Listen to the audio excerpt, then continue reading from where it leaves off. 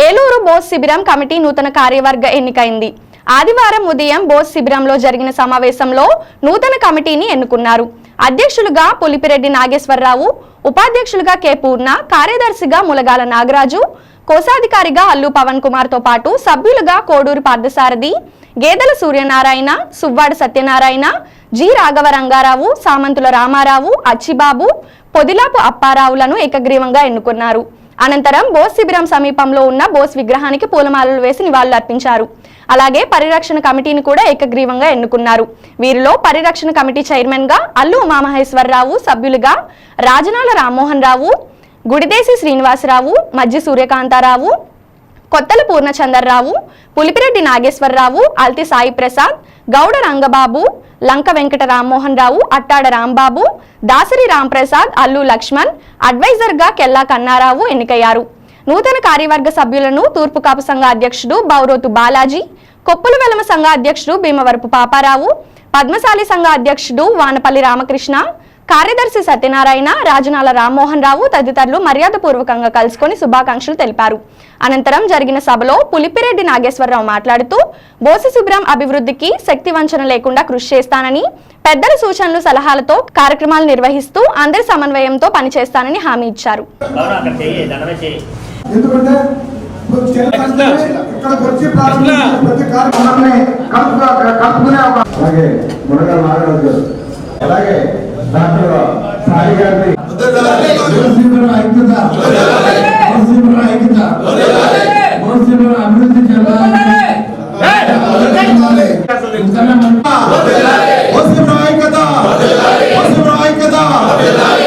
ఈ బోసుతో వచ్చిన ఆదాయంతో కొంతమంది కార్యకర్తల సహకారంతో ఈ బోసు మొదటి అంతస్తు, రెండో అంతస్తు వేయడం జరిగింది. ఈ బోసు జన్మదినోత్సవాలు ప్రతి సంవత్సరం నాకు తెలిసి ఒక 50 సంవత్సరాల నుంచి బోసు జన్మదినోత్సవాలు రెగ్యులర్గా జరుగుతున్నాయి. అప్పుడు ఏంటంటే ఈ కమిటీ దాతల దగ్గరికి వెళ్ళి దాతల దగ్గర కలెక్ట్ చేసి ఆ డబ్బుతో బోసు జన్మదినోత్సవాలు చేయడం జరిగింది పూర్వం నాకు తెలిసి. అదే రకంగా కొంతకాలం బోసు శిబిరం స్థిరపడే వరకు ఈ సంఘాలు ఎత్తి బోసు జన్మదినోత్సవాలు జరిగింది.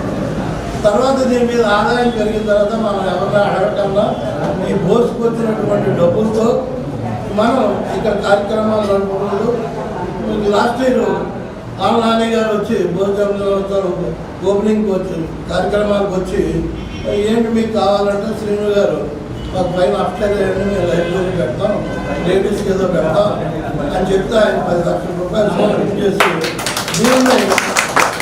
ఏ విధంగా దండవారమంటారైతే ప్రతి పైసాని ఎక్కడికి ఖర్చు ఇవ్వమంటే కూడా పొరపాటు కొంచెం నాకు అనేది ఖర్చు చాలా కొంచెం ఎక్కువ ఖర్చు పడుతుందంటే వద్దు, ఇది లిమిట్ చేయాలి, ఇంతే ఉండాలి అని చెప్పి వాళ్ళతో మాటలు పడినప్పటికీ కూడా ఆయన మాత్రం నిర్ణయం మార్చుకునేవాడు కాదు. నేను ఇంతే ఇస్తాను, ఇంతే చేయండి అదేదో మనం తర్వాత చూద్దాం అని చెప్పి, అంటే ఇక్కడ స్థానిక నాది అనుకున్నట్టే ఈ సినిమా ఈ విధంగా ఇక్కడ పరిరక్షించారు.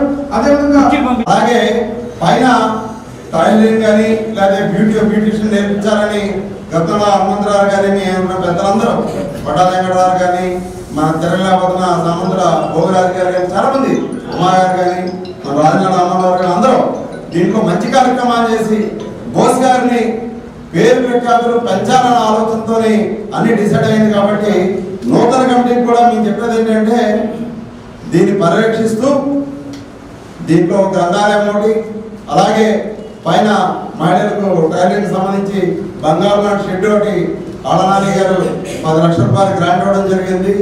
ఇది కాలేదు కూడా అన్ని కారణకుండా కింద టైల్స్ కానీ రూమ్స్ కానీ పైన షెడ్ కానీ చుట్టూ వాటర్ లోపల రాకుండా ఆ 10 లక్షల రూపాయలతో చేయించి నాన్నగారు ఇవ్వడం జరిగింది.